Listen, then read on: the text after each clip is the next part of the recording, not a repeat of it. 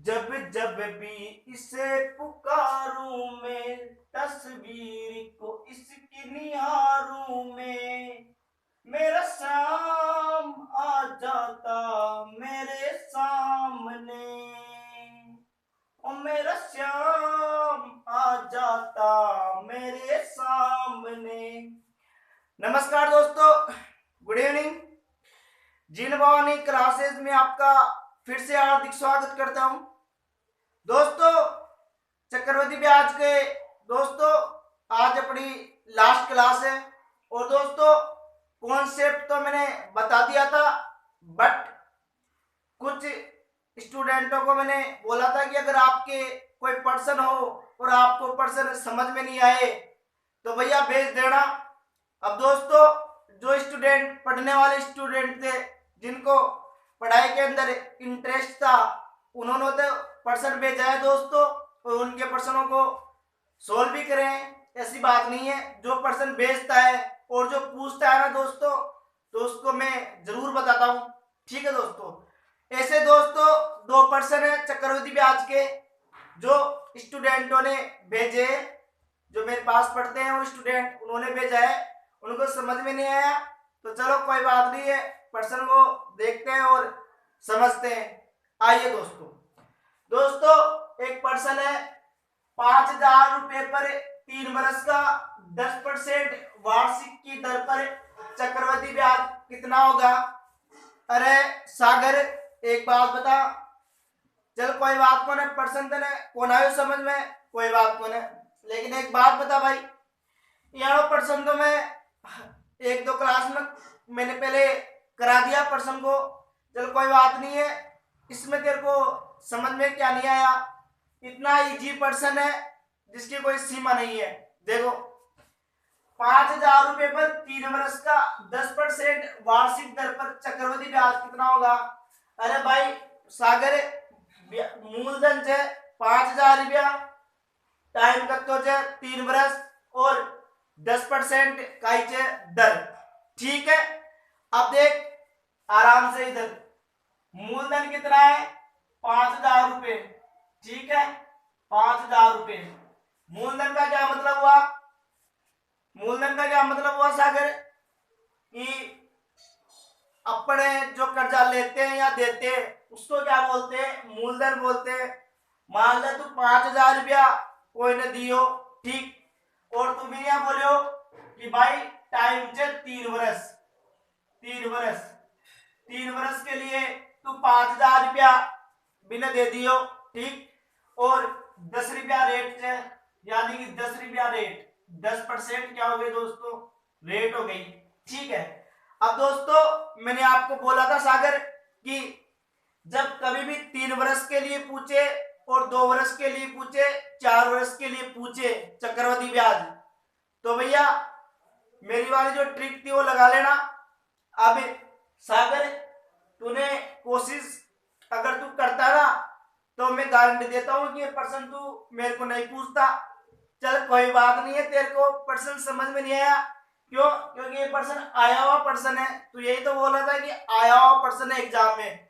तो भैया जीण भवानी क्लासेज में तो आए हुए पर्सनों के आधार पर ही पर्सन सोल्व करते हैं। क्यों?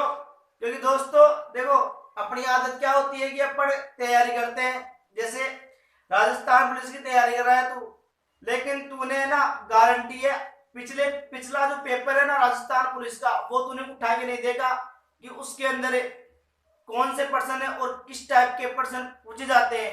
ये भैया जो स्टूडेंट पिछले वाले पेपरों के हिसाब से तैयारी करता है ना कि पिछली बार क्या पूछा था, भैया उसका है ना, चाहे वो फर्स्ट बार एग्जाम दे, उसका सिलेक्शन 100% होता है। ठीक है, अब देखो दोस्तों, प्रश्न को सोल्व करते हैं। वही दोस्तों मेरी वाली ट्रिक लगाते हैं।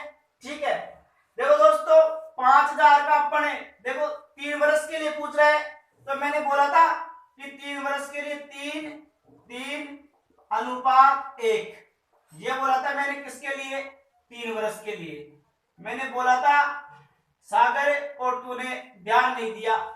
ये ट्रिक थी 3 वर्ष के लिए। भाई 3 वर्ष के लिए चक्रवृद्धि ब्याज पूछे ना तो 3:3:1 लगा देना। अब इसका क्या उपयोग होगा? देख इधर, 5,000 मूलधन है और 10%। अपन क्या करते हैं, 3 साल के लिए पूछ रहे हैं ना, तो 3 बार निकालेंगे। कैसे निकालेंगे, इधर देख, ऐसे निकालेंगे। 5,000 है तो दोस्तों 5,000 का 10, ठीक है, 10, और भाई प्रतिशत भी तो जन है, तो प्रतिशत के लिए नीचे लगा दो 100। अब कई स्टूडेंट कंफ्यूज होते हैं कि 10% तो 10, अरे तो भाई 10 ऊपर लिख दियो और प्रतिशत को का मतलब हो जाए 100 की वजह से नीचे का लिख दियो 100 लिख दियो, ठीक। अब देखो दोस्तों, 0 से मैं 0 को काट दिया। अब देखो 50 को 10 से गुणा करते हैं ना, तो कितना होता है 500, तो यहाँ पर लिख दो 500, इसके ऊपर, इस 3 के ऊपर, ठीक है। अब दोस्तों इस 500 का भी है ना 10% निकालेंगे।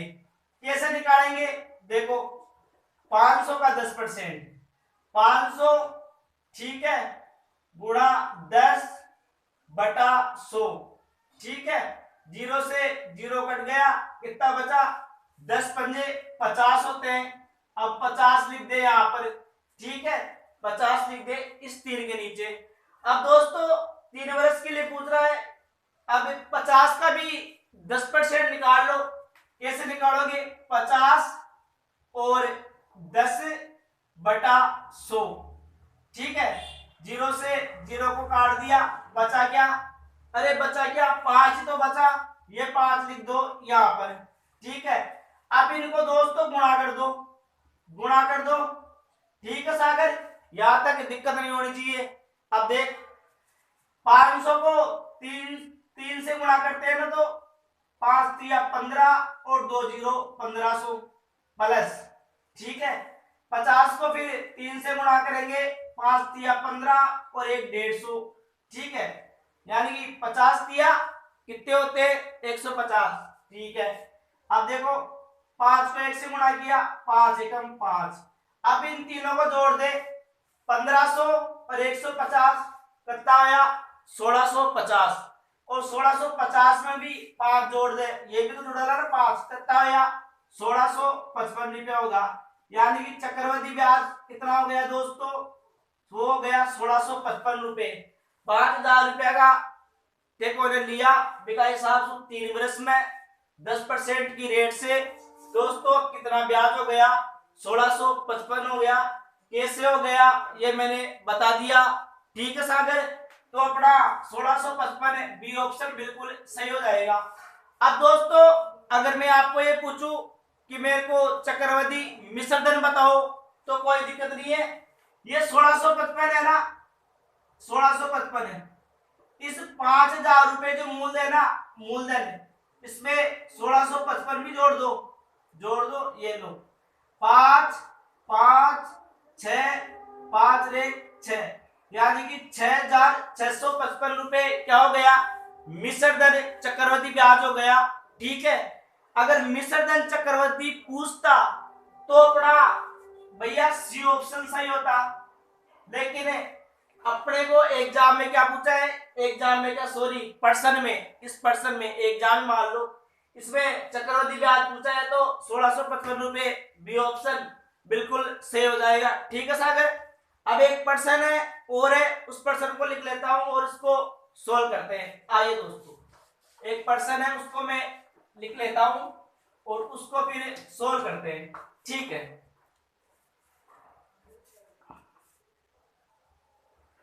हाँ दोस्तों, एक और पर्सन है जो एक स्टूडेंट ने भेजा है, और दोस्तों ऐसा पर्सन है मैंने कल वाली क्लास के अंदर कराया भी था शायद, परमिला जी, ये पर्सन है परमिला जी ने भेजा है, और उन्होंने बोला है कि ये पर्सन बैंक के अंदर पूछा गया था, बैंक के अंदर, बैंक के अंदर। और परमिला जी आप भी बैंक की तैयारी कर रहे हो, लेकिन कोई बात नहीं, आपको पर्सन समझ में नहीं आया कोई प्रॉब्लम नहीं है, नहीं समझ में आया उसको मैं समझाऊंगा, ऐसी बात नहीं है। फिर भी अगर आपका कोई पर्सन हो तो भैया भेज देना, बेझिझकोगे, समझाने के लिए मैं हूं, आपका फर्ज है पर्सन पूछना और बताने का मेरा फर्ज है। तो आइए दोस्तों पर्सन को देखते हैं, पर्सन क्या बोल रहा है। यदि ब्याज की गणना प्रति वर्ष के आधार पर की जाए तो 8,000 रुपए की राशि 2 वर्षों में 88/20 यानी कि 8,820 रुपए हो जाए, तदनुसार उस चक्रवृद्धि ब्याज की दर कितनी है। यानी कि प्रमिला जी अपने को रेट पूछ रहा है, दर पूछ रहा है। देखो, यदि ब्याज की गणना प्रति वर्ष के आधार पर की जाए तो 8,000 रुपए यानी कि 8,000 रुपए की राशि 2 वर्षों में 8,820 हो जाएगी, तद अनुसार उस चक्रवृद्धि ब्याज की दर क्या होगी। देखो प्रमिला जी, इधर सामने देखो, देखो 8,000 रुपए है ना, ये क्या है, मूलधन है। 8,000 रुपए क्या है, मूलधन है, ठीक है। और 8,820 रुपए हो जाती है 2 वर्षों के अंदर। देखो, यानी कि प्रमिला जी 8,000 रुपए लिया होगा ना, ठीक। अब बात 2 वर्ष का मायने 8,820 रुपए हो जाती है। तो प्रश्न ये पूछ रहा है कि रेट क्या होगी, यानी कि आपने ये 8,000 रुपए है ना किस रेट पे दिए, ये बात पूछ रहा है भाई। 2 रुपया, 3 रुपया, अब यहाँ बोले सैकड़ा, जी हाँ यार पूछ रहे जी कत्ती रेट पर दिया। और भैया कितनी हो जाती है, 88/20 हो जाती है, यानी कि 8,820 रुपए हो जाती है, ठीक है। अब दोस्तों ये 2 वर्ष के लिए है, ठीक है, 2 वर्ष के लिए। अब प्रश्न के अंदर ये पूछ रहा है कि गणना प्रति वर्ष के आधार पर की जाए। कोई बात नहीं है, प्रश्न में घबराने की जरूरत नहीं है, कोई प्रॉब्लम नहीं है। प्रश्न ये बोल रहा है यदि ब्याज की गणना प्रति वर्ष के आधार पर की जाए तो देखो 8,000 रुपए दोस्तों पी यानी कि मूलधन हो गया, और 8,820 रुपए मिश्र धन हो गया। और मिश्र धन को प्रमिला जी अपन अमाउंट के नाम से जानते हैं, ये मैंने आपको बता दिया, ठीक है। यहां तक किसी को दिक्कत नहीं होनी चाहिए। अब देखो दोस्तों, अब दोस्तों इनको काट दो, काट दो। 0 से मैं 0 को काटता हूं, और इस 8 को मैं 2 से काटता हूं तो 2 चौक 8 और 2 0 यानी कि 400। इसको भी काट देता हूं, ये गया 4 बार, ये कटा 4 बार, ये कटा 1 बार, ठीक है दोस्तों। अब देखो, अब ये भी 2 वर्ष के लिए है। क्यों क्यों है, क्योंकि भैया पर्सन के लिए पर्सन बोल रहा है ब्याज की गणना प्रति वर्ष के आधार पर की जाए। तो देखो ब्याज की गणना आप प्रत्येक वर्ष का आधार पर करेगा प्रमिला जी। तो देखो 2 वर्ष के अंदर 400 और 441, ठीक है। अब देखो, अब दोस्तों ये जो 400 है ना, 400 ये किसका स्क्वायर है, ये मैंने बताया था आपको। ये दोस्तों 20 का होता है। 20 का अगर मैं स्क्वायर करूं ना, 20 का स्क्वायर, स्क्वायर का मतलब 20 को अगर 20 से गुणा करे तो 400 निकल के आते हैं, ये होता है स्क्वायर का मतलब, ठीक है। अब देखो दोस्तों आगे 400 का क्या मतलब हुआ, 20 हुआ, ठीक है। और ये 441 है ना, ये किसका स्क्वायर पता है क्या, ये 21 का है, 21 का मैंने कल वाली क्लास के अंदर बताया था, ठीक है। 21 का स्क्वायर का मतलब क्या हुआ कि 21 को अगर 21 से गुणा करते हैं ना तो 441 आते हैं, ठीक है। तो दोस्तों स्क्वायर हो गया, ठीक है। यानी कि 441 किसका स्क्वायर है, 21 का है, तो लिख दो 21। अब देखो, अब ये 1 वर्ष के लिए आ गई, 1 वर्ष के लिए, ठीक है। अब अपने को यही तो पूछ रहा है कि दर कितनी है। अब देखो ये 20 रुपए भी यहाँ पर मूलधन है, और 21 रुपए भी क्या है, अमाउंट है, ठीक है। ये 20 रुपए भी क्या है, मूलधन है, और ये 21 रुपए भी क्या है, अमाउंट है। अब देखो दोस्तों, अब ये 20 रुपए पर कितना ब्याज आ रहा है, 1 रुपए का आ रहा है। अरे 1 रुपए का आ रहा है ना भाई, 20 रुपया प्रमिला जी थे मन दिया या मान लो, ठीक।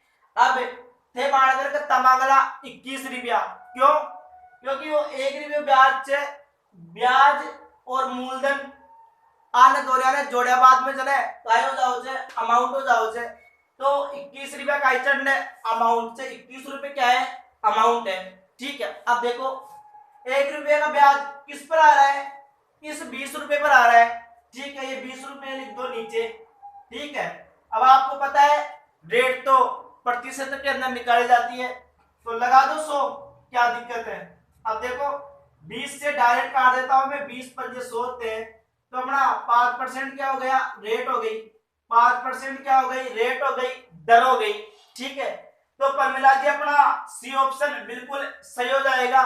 कैसे हो जाएगा, देखो इधर 8,000 रुपए 2 वर्षों के अंदर 8,820 रुपए हो जाती है। ठीक है, अब दोस्तों इसको मैं काट देता हूं, 0 से 0 को काटा तो 2 से काटा 400 बार ये कट गया, 2 से इसको काटा 441 बार ये कट गया। अब ये 400 है ना 20 का स्क्वायर होता है, इसलिए मैंने 20 लिख दिया यहाँ पर। और ये 441 है ना ये होता है 21 का स्क्वायर। कैसे होता है ये मैंने बता दिया। अब देखो यहाँ पर ये 20 रुपए है ना मूलधन है और 21 रुपए क्या है, अमाउंट है। यानी कि 20 रुपया ते दिया, 1 रुपया वो ब्याज भी में 1 रुपया जुड़ गो तो कितना होगो 21, और ब्याज और मूलधन में जोड़ते हैं तो क्या बोलते हैं, अमाउंट बोलते हैं। 1 रुपया हुआ किस पर हुआ, इस 20 पर। और प्रतिशत के लिए, रेट के लिए भैया 100 भी तो लगाओगे ना, तो 20 को 100 से काटा कितनी बार गया, 5 बार। तो अपना 5% क्या हो गया दोस्तों, उत्तर हो गया। यानी कि रेट है ना वो कितनी हो गई, 5%। यानी कि जो कहने का मतलब क्या हुआ कि ये 8,000 रुपए है ना 2 वर्षों में 8,820 रुपए है ना, ये कितनी रेट पर दिए थे, यही तो बात पूछा है परमिला जी। तो 5% की वो रेट थी। ठीक है, अब दोस्तों एक पर्सन और है, उस पर्सन को भी लिख लेते हैं। फूलों सा चेहरा तेरा, कलियों सी मुस्कान है, रंग तेरा देख के, रूप तेरा देख के, कुदरत भी हैरान है। दोस्तों एक पर्सन है, उस पर्सन को मैं लिख लेता हूं। हाँ दोस्तों एक पर्सन था, और ऐसा पर्सन भी मैंने करवाया था कल वाली क्लास के अंदर, अशोक। लेकिन तेरे को समझ में नहीं आया, तू भी बोल रहा है ये पर्सन आया हुआ पर्सन है। तो भैया मेरी तो आदत है, मैं आए हुए पर्सन के आधार पर कराता हूँ कॉन्सेप्ट। कोई बात नहीं है, नहीं समझ में आया कोई प्रॉब्लम नहीं है, मैं समझाता हूँ। ठीक है, कोई धनराशि चक्रवृद्धि ब्याज से 6 वर्ष में दुगनी हो जाती है, उसी ब्याज की दर से वह धनराशि अपने से 8 गुना कितने वर्ष में होगी।